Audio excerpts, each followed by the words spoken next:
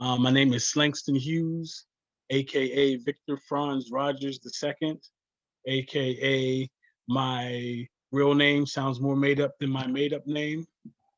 Um, and just to kind of introduce what the Poetry is Mental Health initiative is, um, about 2 years ago now, wow, seems like 12, we did a group collaborative event with the Black Mental Health Alliance that was centered around poetry and mental health.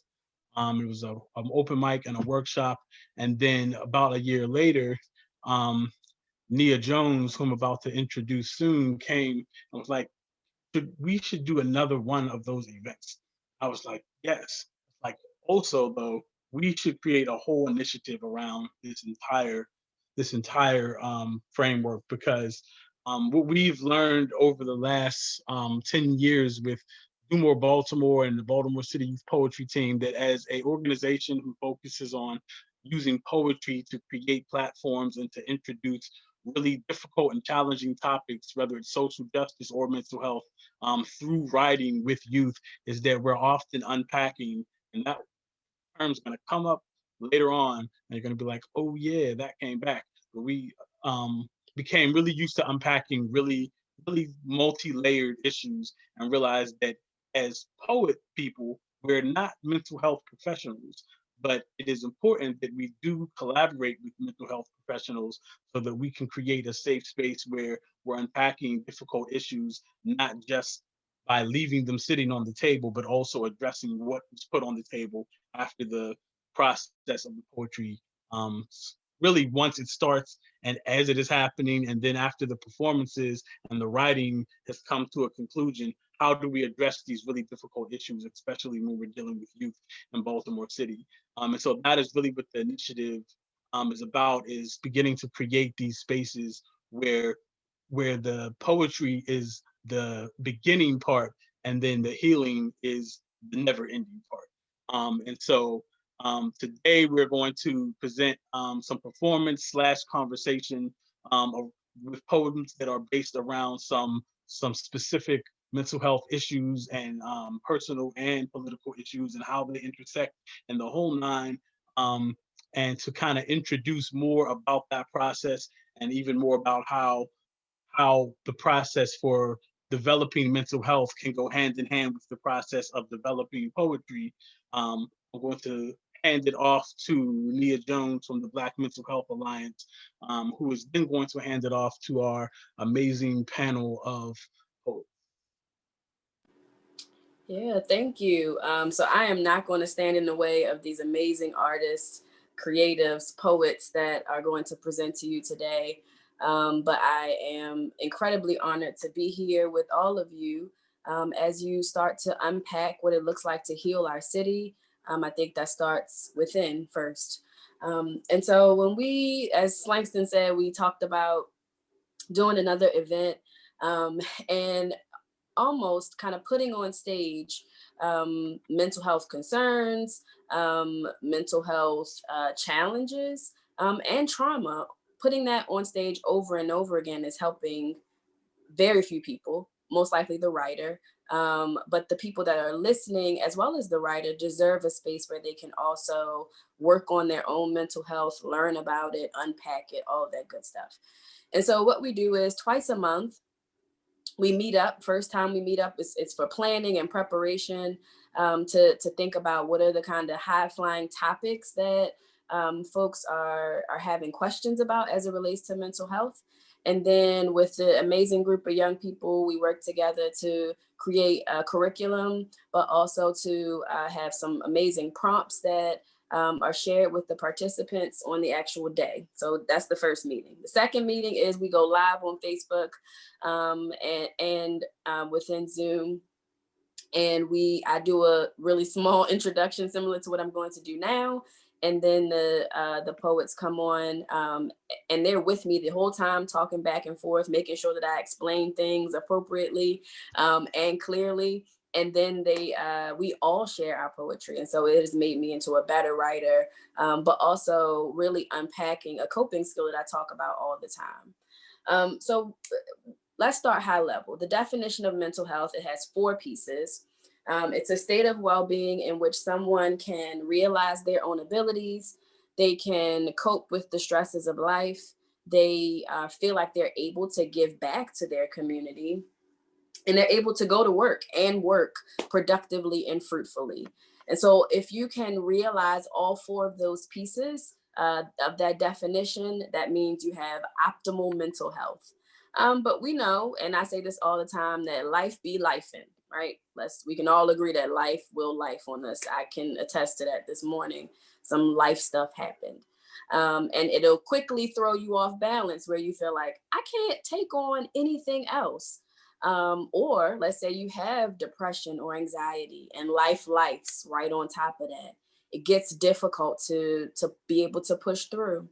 And so what we talk about in poetry as mental health is really activating the coping skill of writing, and journaling, and really putting your thoughts on paper is extremely powerful, especially for those of us who live with depression. So we know that depression, for the diagnosis, is that for about 2 weeks or more, you're experiencing some sadness, fatigue, loss of energy, things of that nature.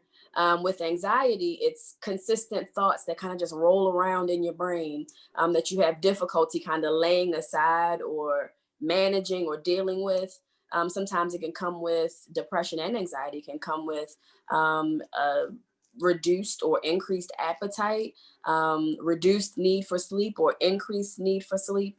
And then we layer on top of that we all live in Baltimore City. We've seen some traumatic crap happen. And so some of the poets today will be sharing about elements of PTSD, so post-traumatic stress disorder. And trauma in general is when there is something that happens, whether it is a car accident or rape or molestation or abuse in the home or intimate partner violence, that fit within that category of trauma. And so one of the biggest things when we work with individuals who live with depression, anxiety, trauma, bipolar, borderline personality disorder, all of those are benefited from the activity of writing and getting in touch with your thoughts. And so the biggest thing I think around poetry as mental health is really around eliminating the stigma.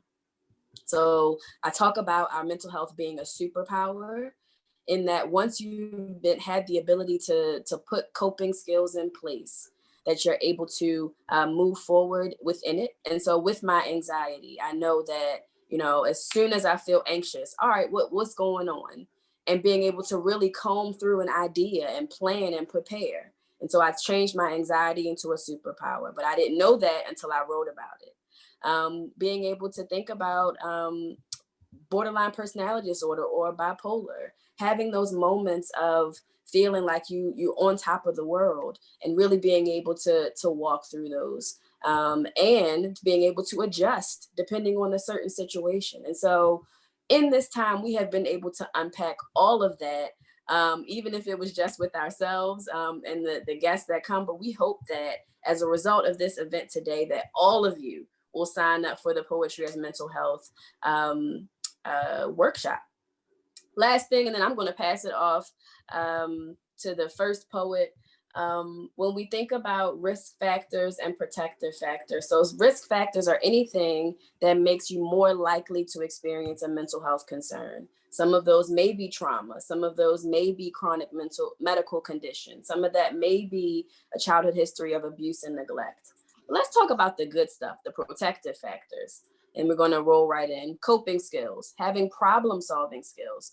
Writing teaches you to be able to communicate, whether that's with yourself or maybe even with somebody else. And I can't tell you how many fights I had to break up with adults that didn't have the appropriate communication skills. And so in this session, you're learning some communication skills that also help with your mental health. Having strong social support.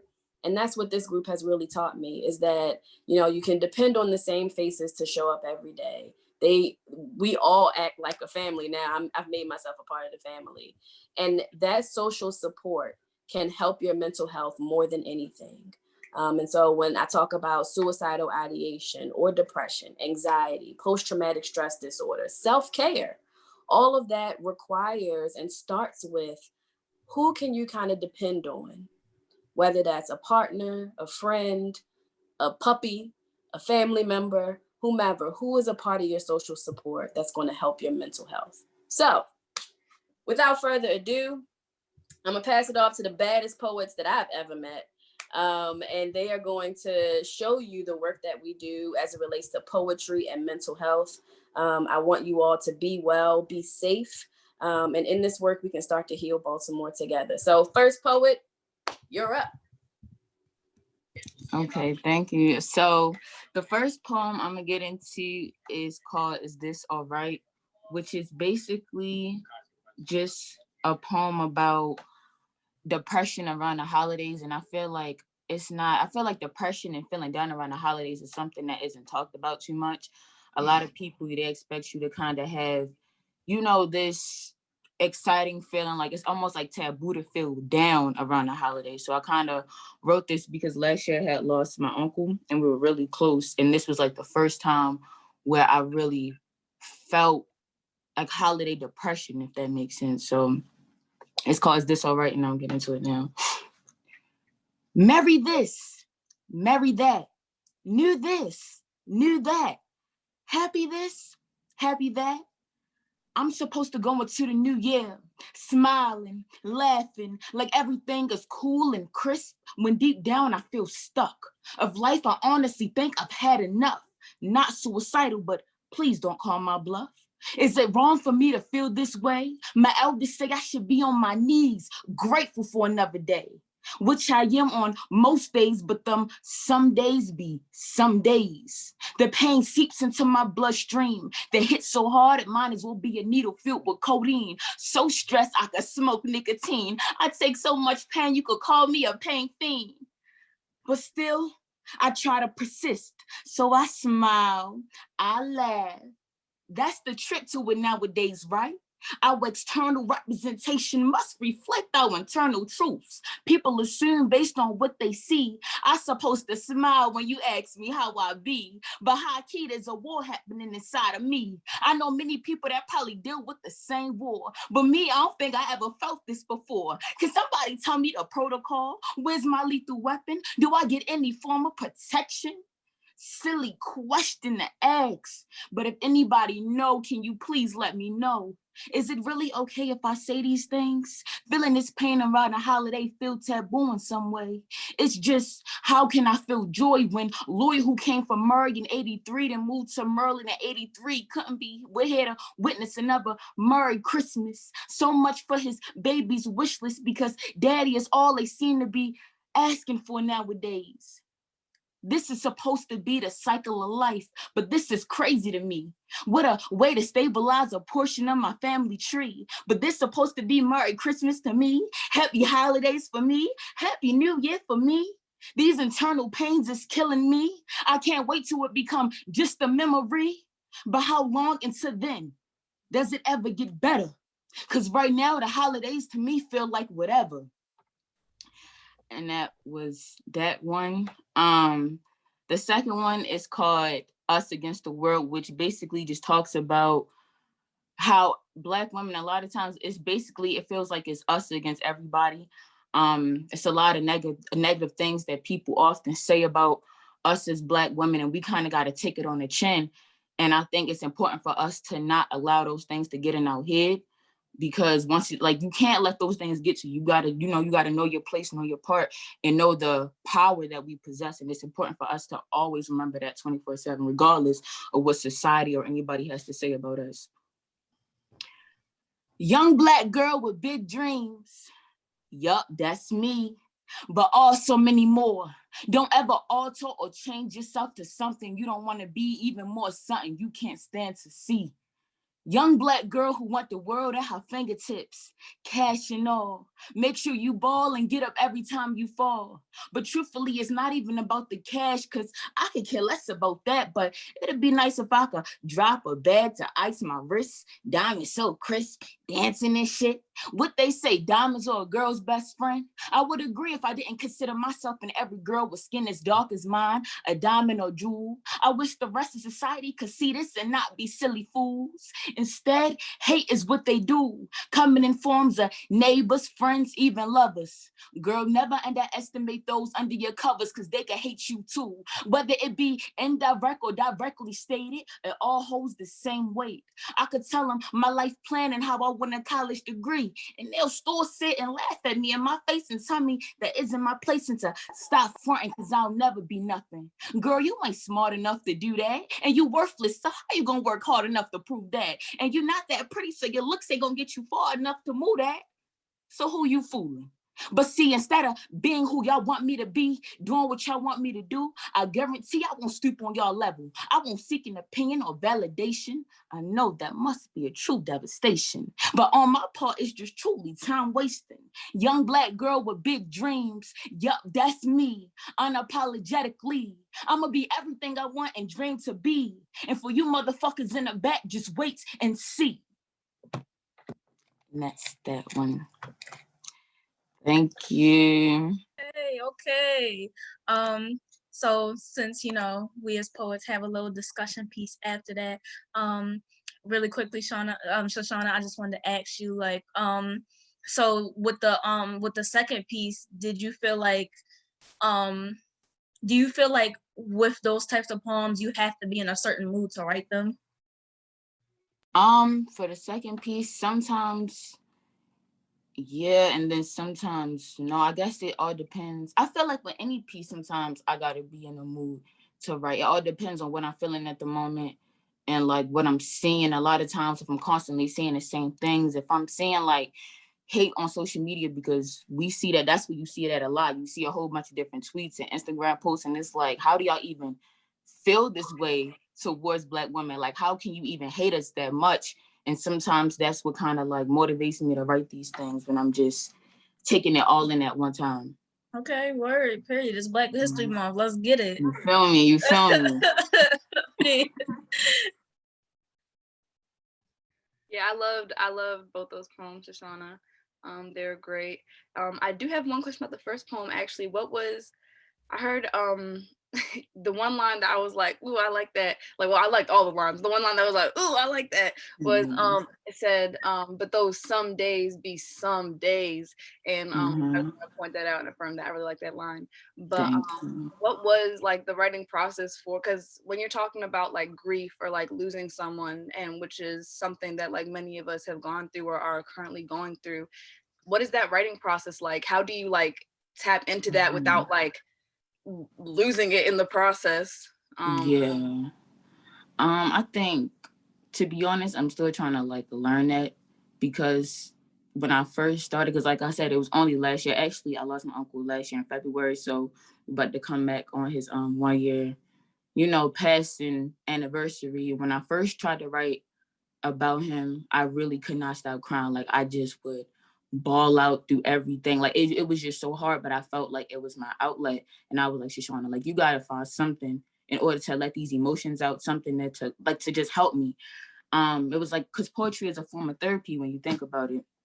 And but now I'm kind of learning, like, I can, like, it's okay to be vulnerable in my work. It's okay to let all of these things out. Like, you don't, even if I gotta cry, it's okay to cry. I feel like a lot of times we feel like we can't cry, we can't do this. Like, we try to put a hold on our emotions. And it's like, when writing pieces like this, especially dealing with grief, you gotta tell yourself, like, this is a space where you can let everything out. Your art, your poetry, that's you. That's a representation of you. It's a place for you to just be emotionally free and vulnerable. I love that. And I'm very sorry for your loss. And I hope that every year brings some more strength and some more perseverance. And I hope that you always feel connected to him. Thank you. Thank you.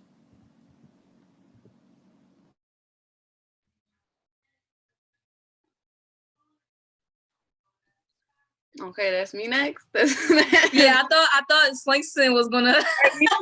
Slankson struck the ball on her. Yeah. I was, and then my finger didn't do the thing right on the button. But give it up again for Shashana Rogers. Shashana is actually one of Baltimore's Youth Poet Ambassadors, which is part of our Youth Poet Laureate program. As you know, as the whole world knows, Youth Poet Laureates is a big thing right now. And so, as the poets are performing, I love how people are putting comments. Definitely feel free to interact. If you hear something that hits your soul, it's difficult to be connected to you, the people listening in the virtual form. So we could put affirmations in the chat, put emojis, or even if you just want to like turn on your screen and snap when the poem ends, you can visually see your good energy that you're sending their way. That is also awesome. And shout out to Bliss, Baltimore Leadership Academy, which Shashana is a graduate and alum of. We used to do poetry workshops there back in the day. Coming up next, we have one of our art and activism ambassadors, who is also a 2-year member of the Baltimore City Youth Poetry Team, one of the most awesome writers, and a proud earbender, metaphorical imagery sender. Put your hands virtually together for our next poet, Anissa, aka Shazaz. So like I said, Shazaz in a real interesting way. It's Sazez. Thank you, though, Slankson, for the introduction. I appreciate it very much. I'm very happy to be here with all of y'all. Yeah, let's just get into it. My first poem comes with a trigger warning. It is about sexual abuse, and it is kind of tied into PTSD and how my process with coping with that was, especially as a very like heavily spiritual person personally, my coping process very often brings in that dynamic of things. So yeah, the poem is called Testify, and I'm gonna just get right into it.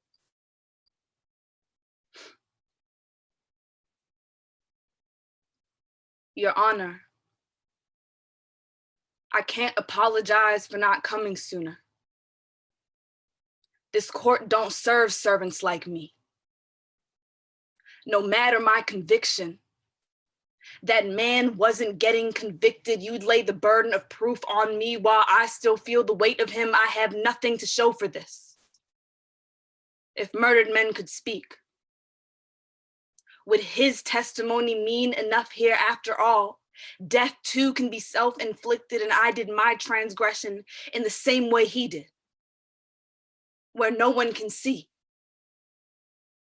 Your Honor, the first time it happened in a nightmare, a flashback, a stuffed animal he'd bought me in exchange for my silence. I was 6 and 16 when I remembered my psychiatrist says she doesn't think I'm imagining things, that my mind had to take all that pain and put it in a box to survive. So I stuffed him in a coffin and listened to the screams. He buried himself in me, so I buried him alive. No one heard my screams either, Your Honor.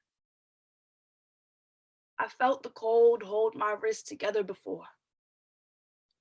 Been locked in a room as punishment for no crime, so I can't apologize for not coming sooner, for not having faith in your courthouse. It took prayer and labor all from these hands to bring me justice. This court don't serve servants like me. This is a trial I only have the courage for in my mind. I never kill him. I miss him sometimes. Wonder why he ever stopped singing to me and became a deadbeat. He taught me innocence just to take it, and for that, I wish I was angry enough to fashion his heart into hymen my tongue. Too tied up with trauma to tell the truth, but there will be a verdict. We used to read the Quran together on days he decided he didn't want to be the devil. Showed me God got ways. that there is a judgment day, and lined up by the witness stand are all the voiceless things we take comfort in on the last day. Everything will testify. Even the scarf I wore, sprawled on the podium like the corner of the bed, even the bed where the deed was done, even the deed that was done, your bones will fracture themselves into teeth and eat up all the lies. Don't you know God got ways, Baba? Loosening lips to confession, bodies betraying themselves, atoms in the inanimate, adamant to tell the heavens everything. Where all the rage I questioned my right to have forms enough flame to fill a pit. Keep your judges jaded by courthouse justice. God serves servants like me. That is the first piece. I don't share this piece very often. So, and like, I honestly didn't think I would share it ever again, but I kind of have been coming into it. So thank you all for listening. The second poem I have is on a little bit of a lighter note. It's also very airbendy and spiritual. But yeah, it's a poem that I wrote recently. I've been having a really hard time with writing, and it was because I was writing for other people and not for myself. And so this poem kind of was birthed from that, and birthed from I'm so depressed. I'm too depressed to write because there's so much pressure to write certain things. And I was like, you know what? Fuck it. I'm gonna just write my soul out, and that's it.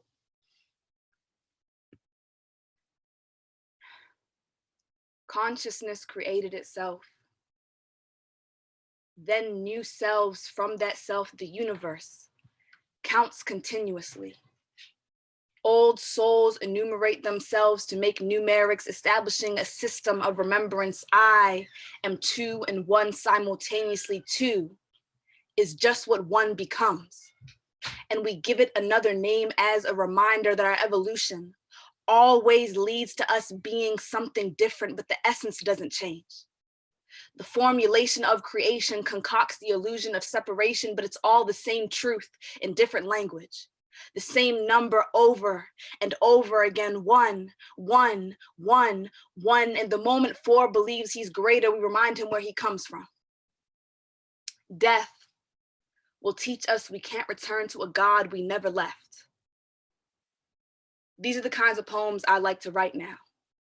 All existential and cryptic with no concern for a critic, just channeled through my body like God's rain from the mountaintop crown chakra. My mind don't mind admitting the words aren't mine. This is a recent realization. Just earlier this week, I wanted to write the greatest poem I've ever written, and I wanted it to end in an ovation. An undying applause, hands banging against each other so hard, skin breaks. I wanted silence in the room so heavy my words sound like pin drops. I wanted the skies to thunder when my pen drops, because even the master knows I made a masterpiece. I wanted God to pray to me for inspiration on his next book release. I wanted to be a saint, a sort of hero. Gave myself a stage name, an alter ego for when I can't alter my ego, so I bring my ego to the altar.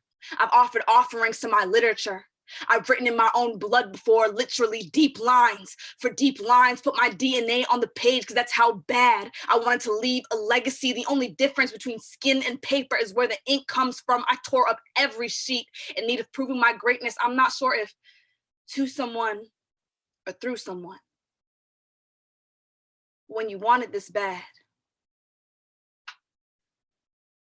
expression becomes a tool for good impressions, and good impressions a way of avoiding self-reflection. Think footprints in the mud versus washing yourself in holy water, or watching yourself in holy water. You just want someone to see you were here, even if you don't see yourself.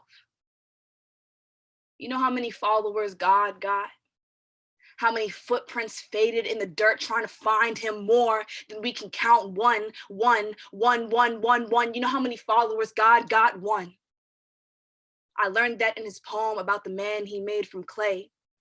Said he breathed life into him, which must mean man is God's breath. Man is God's life, must mean my hands don't hold a pen except without God's intent. But I'm so intent on proving my pen to men who trade in soul for ego, because maybe feeling like you're the greatest poet or having a woman savor you her savior because you saved her.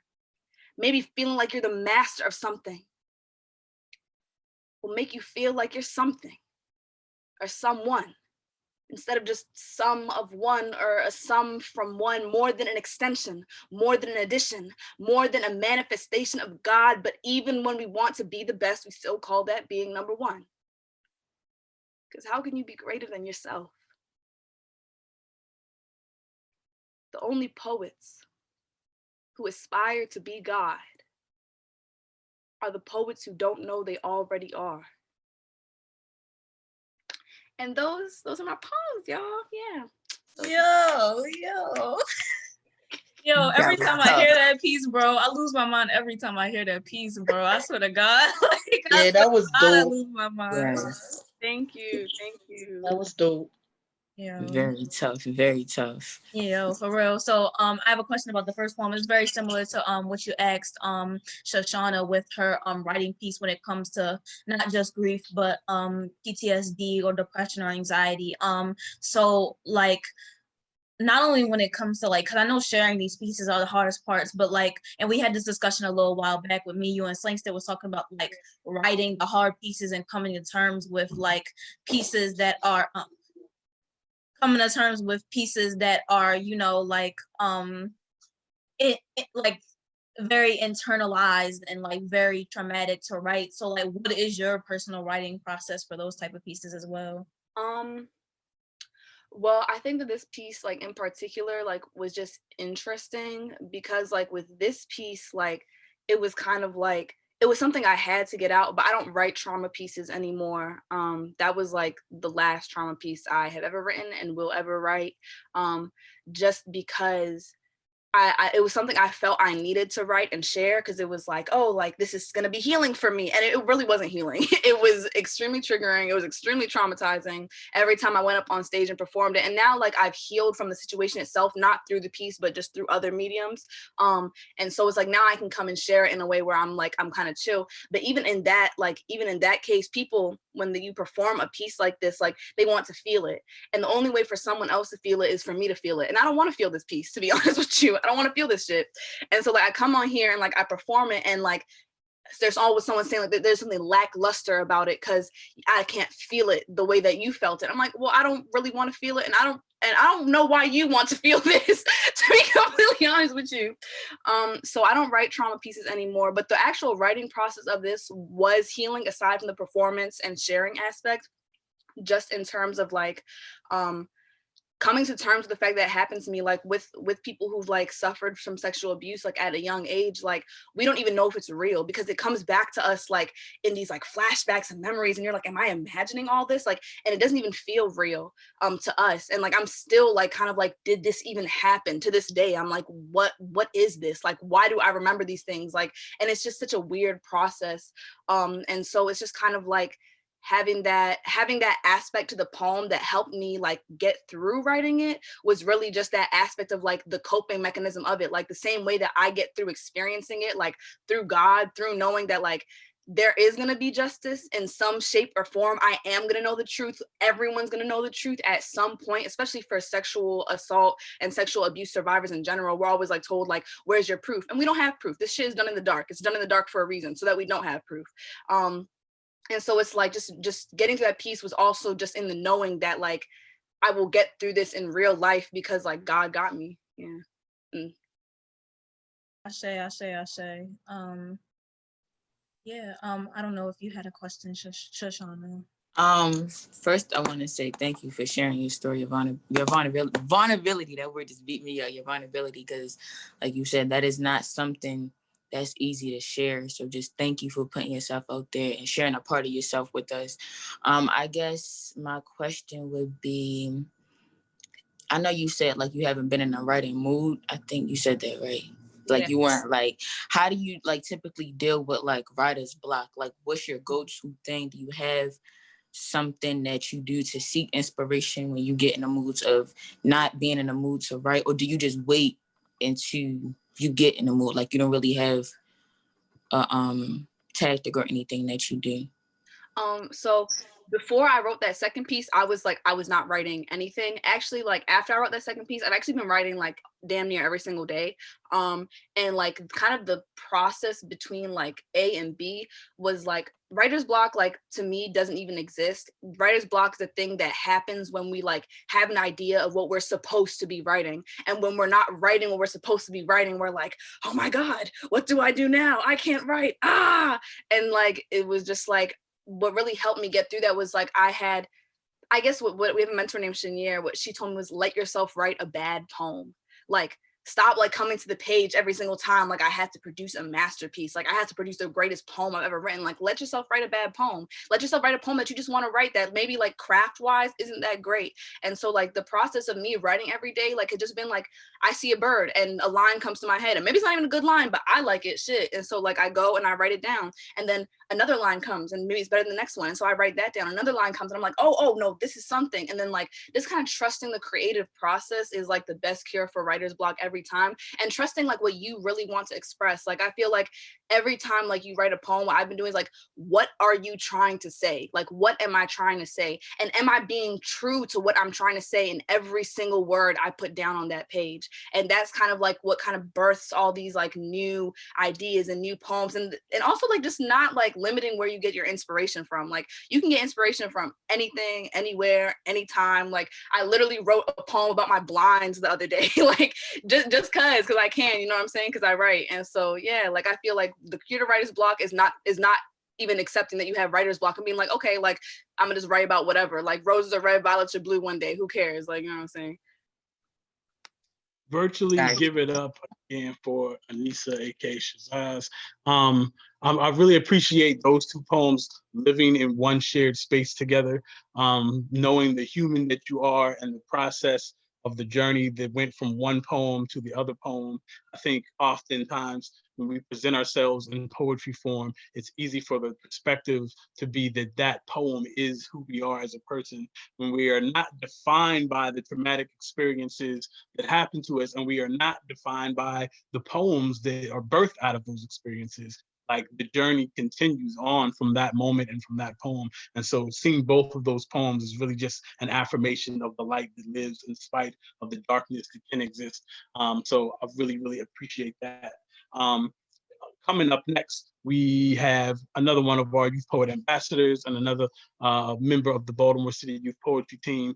She is the wind beneath our wings, and so it makes sense that her name is Kima Flight. That was good. I'll give you that. Usually the bad jokes aren't that good, but that was good. Hey, lovely individuals. I hope y'all all are feeling well today. Yes, my name is Kima. Please pronounce it correctly, Kima. You know what I'm saying? It's not that hard for real. But yeah, I just wanted to kind of do two other poems. I know we're a little poemed out right now, so I hope everybody's feeling well. If I like to do little energy checks, so drop y'all signs in the chat below. Drop if y'all know y'all zodiac sign, drop them in the chat below so you can make a friend, so you can compare signs, say what you like, what you don't like. Okay, Aries gang. Okay, Capricorn, Leo, Aquarius. Okay, Libra. All right, big Aries. Oh, big Aries from Shashana. Big Aries. I knew I banged with you, Shashana. We got Cancer, we got Virgo all day. Any Tauruses? We got any Tauruses? What's going on? Dang, what's going on with the Taurus energy? I'm a Taurus, so I love all y'all. I love all the energy in the chat. I'm very thankful for y'all all being here. So I'm gonna go ahead and do these two little poems right now. Yeah. Practicing protest safety tips before you practice self-care. It's like attending a funeral the day after you tried to kill yourself. You never give your body time to heal before mourning someone else's. Trauma isn't just the death, but the dust that collects when the body is laid to rest. And I keep crying, though my tears don't put out the fires. How can I rise from the ashes if I can't even rise from my bed? But even then, my panic attacks aren't a knee to the neck. If I tried hard enough, I could figure out how to breathe. You hear through the grapevine that a fist raising in the sun is worth the heat stroke. Activists pass down onto each other the ways to dismiss our own pain, says it's for the bigger picture. But I can't find the resolution in a revolution with overexposed people. My photographic memory is suffering. Sometimes when I see a picture of Tamir, I accidentally call him Trayvon in my own head. This body is having a hard time processing all the faces I've seen shot. I felt like a leader and a follower, treating my timeline like a lifeline. Social media leaves me post-traumatic. Feasting on fear is a normal Twitter feed. I need to know, am I a pig for consuming as many Black lives as they do? I wonder if Derek Chauvin sleeps better than me. Does being a murderer have less paranoia than being an activist? We saw MLK and Malcolm, how they took two leaders and left them half full of lead and half empty promises. I don't know if I want to be a role model, because isn't poster child just another way to say missing person? They will have the spine to break someone else's but can't even stand trial, or have enough support to suffocate someone. Standing as a pillar against killers is waiting for the moment I will be crushed too. And if the police don't take us out, the stress does. Self-defense is an expense for us. It feels like the cost of caring comes with the toe tag. Is it selfish to say I'm tired of fighting in a war I never signed up for? I knew I lost myself when I justified taking mace to the face for the movement. Just because Lady Justice is blind doesn't mean I have to be. Hearing so many names made me forget my own. When you don't remember who you are, you become anything the world wants you to be. How can I make room for the change if I am the room? The place where change is supposed to start. How can I find value in the work I do if I discount my emotions to store the grief of others? In order to be something tomorrow, I have to do nothing today. The hardest thing is reminding myself that empathy was not a tool created by the oppressor. Caring about others is not a flaw, but it can be fatal. See, the difference between suicide and being a martyr is the amount of press that happens after. Who gets to die with a purpose? Why should it even come down with that? Why should it even come down to that? If we're asking people to die for the cause, maybe we should ask people to live for it too. So yeah, that's my first piece. Yeah, and then I'm gonna just get right back into it with a little cool piece. Shout out to everybody from Baltimore. If you're from Baltimore, this is a, you know what I'm saying. This is a piece for us. You feel what I'm saying? I just wanna represent for Baltimore. Yeah, you feel what I'm saying, Miss Jasmine? Yup, Dewmore. Yes, absolutely, yes. So I hope this poem resonates. I hope everybody gets the references, because sometimes when I go out and do this poem other places, don't nobody really know what I'm talking about. So yeah. Being 18 in Baltimore, living here is a cup half full, a half and half, creating concoctions like salt, pepper, ketchup, becoming one word.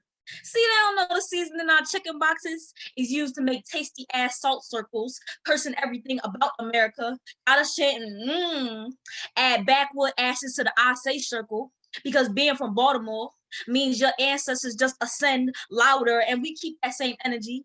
Connect my niggas with a single year, but they ask us to be quiet. Can't bring Lord Scooter back, so we raise our scooters to the sky in respect and remembrance of all the Black boys who gave their body and blood like Christ, spread out on a concrete cross. The number 12 is said to represent the presence of angels. I guess because 12 can strike 12 bodies before the clock does, but watch, at the 12 o'clock boys slow time before the bullet pops. Being ghost in Baltimore is not to be dead, just defying gravity. Our shoes hanging on power lines just goes to show we fly. Even in death couldn't be more poet. Look up the slangs and hues, our slang infused in our walks, and a goodbye is just already dummy. Call our friends dummies because they stupid enough to love us in a world that wants us to die. Though politicians and celebrities may walk out on us, this city has shown resilience in response to injustice, have been just us, putting up and dragging BS up the mouths of anyone who questions why we beautiful. Because we beautiful, straight like that, nigga.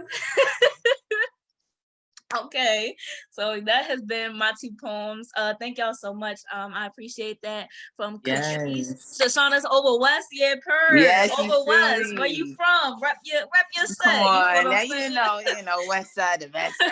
Come on. Absolutely. So Slacey, I don't know if you wanted me to talk about the poetry prompt, or if you was gonna do that, but yeah. Wait, we got questions, man. Oh, I'm so sorry. Oh, I'm so sorry. Y'all know my mom be moving at a mile a minute. I wanted to just ask you about the first poem and like just like what inspired, like I just want to ask about the poem. Like this is one of my favorite pieces.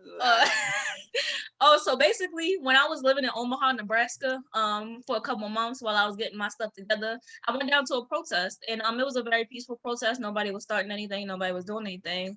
And I ended up getting maced. That was the wildest experience I ever had. The police were forming a line, and I was backing up from that line, but I was at the same time I wasn't moving because if you know me personally, you know how I feel about police officers. I don't care about I don't care about them. You feel what I'm saying? Like I don't have respect for their line of work. Yeah. Oh, poets put their Instagram in the chat. Oh yeah, Shashana and Anissa, we can put our Instagrams in the chat real quick. Let me put mine really quickly while I'm still talking. But yeah, while I was in Omaha attending a peaceful protest, I ended up getting maced, almost got arrested. Thankfully I didn't, but and that was just after I sat down and I got to recover and I got to take time, I was like, I could have really been in a dangerous situation. And while I think the most important thing we have to remember as artists is that we are also the people we're fighting for. You feel what I'm saying? Like we are a part of the world that we're in. So it makes no sense to neglect our mental health, and it makes no sense to neglect our physical health for the sense of for not to say that people who lay down their lives are not as important. You know what I'm saying? I think laying down your life is a very important thing in a lot of movements.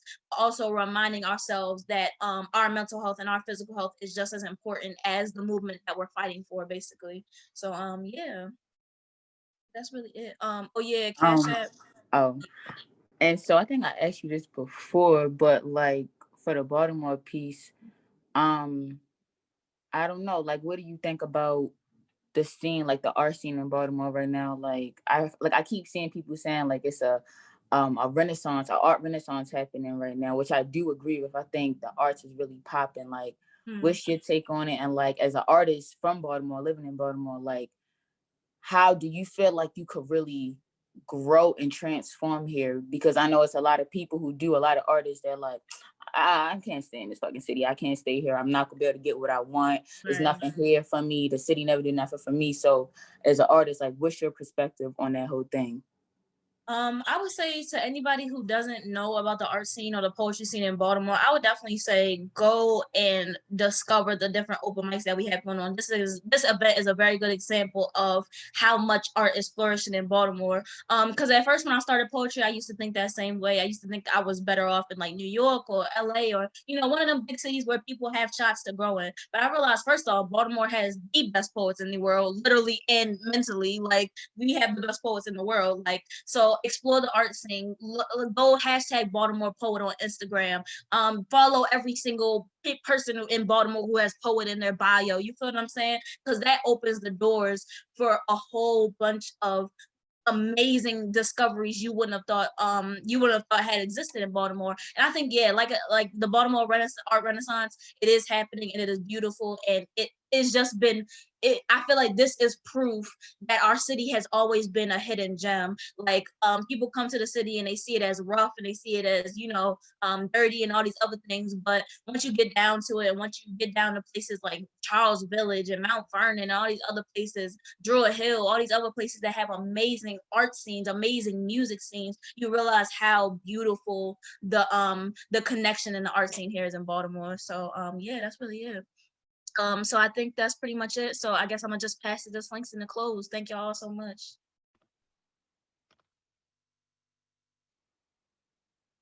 Thank you so much, poets. Thank you so much to everyone who attended this session. We are slightly over time, and there's always so many more things that we can say about this topic and this initiative. And many thanks to everyone who helped to organize this entire summit for the week. But we can continue the conversation. You can continue the conversation and add your input to it by writing. Doesn't even have to be a poem. It could just be your thoughts. It can just be something you observe, but writing to the prompt, let's unpack that, because there's always still more to unpack. And actually, Jazaz is going to share the beginning part of what she wrote to the prompt to maybe inspire where other people can continue the conversation by writing to the prompt. this is a, because we're short on time, this is just a quick little beginning, and maybe y'all can like make something happen with something similar. Let's unpack that is a joke me and my friends make when one of us says something traumatic or triggering or toxic. And we laugh because it's normal to be numb in all the necrotic parts of yourself, to hold on to a dying organ because it's still yours, still means something, still has a place between all this tissue. We don't cry about it. We never unpack that. Never asked each other why this pain always got to be so permanent, so permeated, so pronounced in every conversation. That's the beginning part, y'all. So please have fun with that prompt, and you know, unpack that. Yes, I love that. I think that is a great place to both leave it and continue it from this point forward. Let's continue to interact and continue the conversation virtually on social media. You can follow us on Instagram at Dewmore Poetry, or check out all the programs and register for workshops at www.dewmorebaltimore.org, which is in the chat as well. And yes, thank you again, everybody, for being here. And thank you, poets, for your wonderful words. Thank you, Nia, for your incredible guidance as always. And let us continue to unpack all the things.